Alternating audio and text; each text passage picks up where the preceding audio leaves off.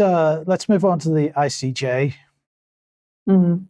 Well, basically, I mean, I would direct everyone to my Substack, apologies for the advertising, where I have tried to collate together both analysis from Western journalists and commentators and from indigenous peoples and analysts. I interview Marwa Osman, and I have quotes from various Palestinians in Gaza, both journalists and civilians and so on, just to try and show the difference. Because while many Western analysts are hailing it as a historic victory, many Palestinians are not.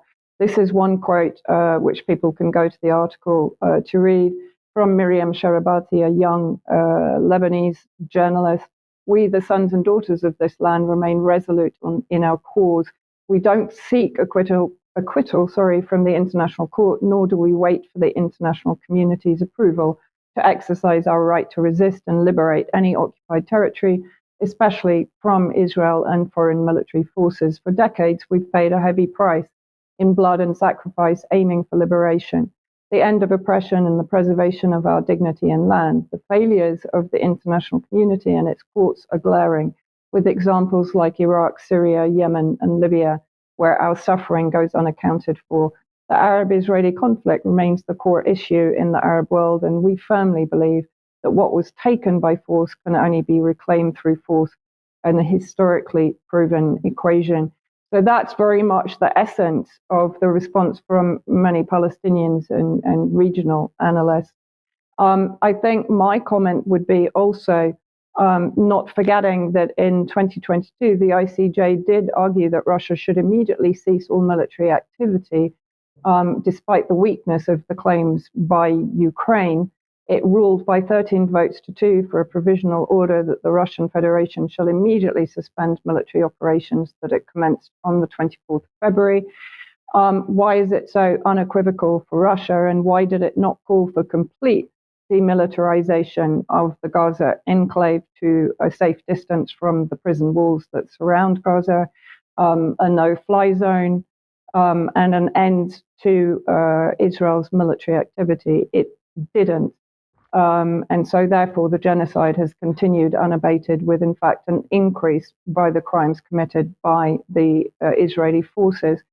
However, then I'll switch to where there may be hope for the future, although I consider the international justice system to be a very leaky, corrupt vessel that will sail very slowly towards any resolution or successful resolution that are being discussed by Western analysts. So first of all, we have the UNRWA, the United Nations Relief and Works Agency, that is the primary funder in all of the occupied Palestinian territories. That there is potential for suspension of the funding, which would be catastrophic. Then let's have a look at what UNRWA, the major donors, pause funding for UNRWA. At least 9 countries have announced that they are suspending or reviewing their donations to UNRWA, the UN's agency for Palestinian refugees, following Israeli allegations, so not proven, that some UNRWA staff participated in Hamas's October the 7th attacks. Now, why wasn't that claim made 116 days ago? And I would add that Sweden has also been added to that list that has cut the funding. Spain has put out a statement, the government, that it will not cut funding. So this just gives you, people can freeze frame and have a look at it later, but this gives you an idea of the concentration of UNRWA agencies in Lebanon, Syria, Jordan, and occupied West Bank and the besieged Gaza Strip. So it is, as I said, the primary UN agency providing aid. Then I just wanted to have a look at the fact that both the UK and the US are doubling down on the kind of no genocide by Israel rhetoric. Here's a little clip from one of the kind of most unpleasant people, who is a spokesperson for the US State Department, John Kirby, who doubles down, as I said, on the no genocide. So if we can just play the clip. I want to be very clear, and I know I've said this a million times, and you're all probably sick of me following up on this, but that doesn't mean that we excuse any single innocent life lost. The right number of civilian casualties is 0, but there's no indication that we've seen that validates a claim of genocidal intent or action by the Israeli Defense Forces. Thank you. So quite extraordinary. Kirby just basically flat out denies the claims of genocide that have basically been supported by the ICJ. And what Craig Murray, former UK ambassador, also pointed out was that they didn't support the Israeli claims of self-defense.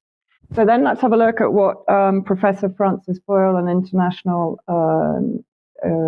law professor, in the United States, has pointed out that could be the positive result of the ICJ ruling.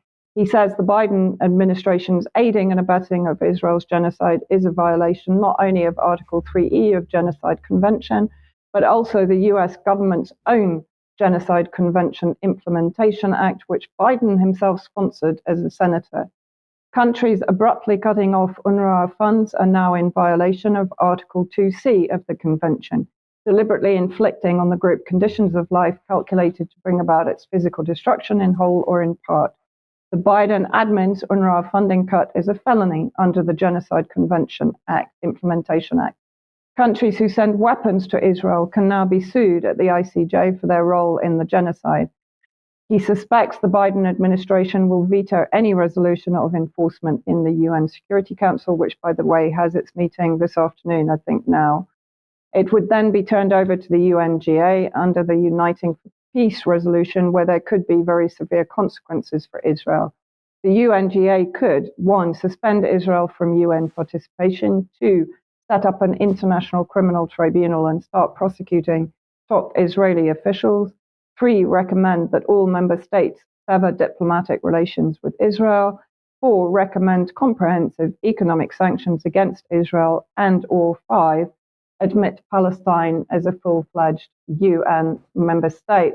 So while I don't think the ICJ ruling is going to do anything to help Palestinians that are continuing to be ethnically cleansed right now, I think what it may do is open the floodgates for both civil cases and international cases against governments and individuals for their participation in the genocide.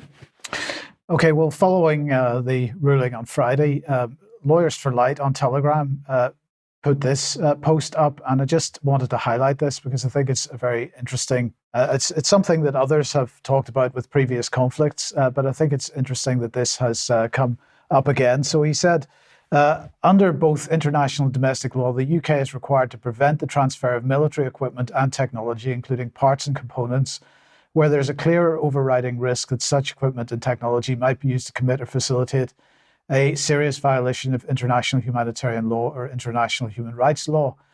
These binding obligations are contained within Articles 6 and 7 of the International Arms Trade Treaty, as well as Criteria 1 and 2 of the UK Strategic Export Licensing Criteria.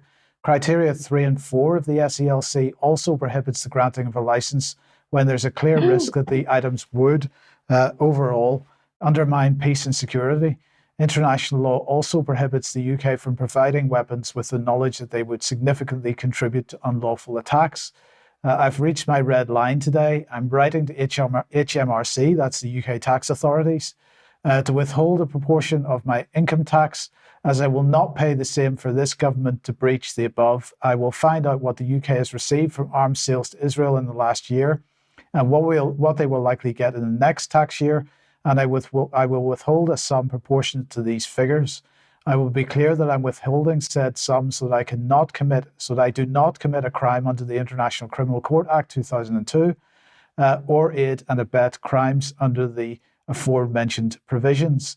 I have reached the end of this matter, on this matter, and accept in doing the above, I will likely face prosecution, but my conscience will be clear. So, Vanessa, what are your thoughts on that? Well, I mean, I just think that's fantastic. And I think that demonstrates what we were talking about over the last few weeks, that there are things that can be done. You know, you have to be prepared to take some consequence, but the more people that do it, the less consequences there are, because they can't prosecute everyone if there are thousands rather than one or two. So worth bearing in mind. Yes, indeed. I think we'll talk a little bit more about that in extra.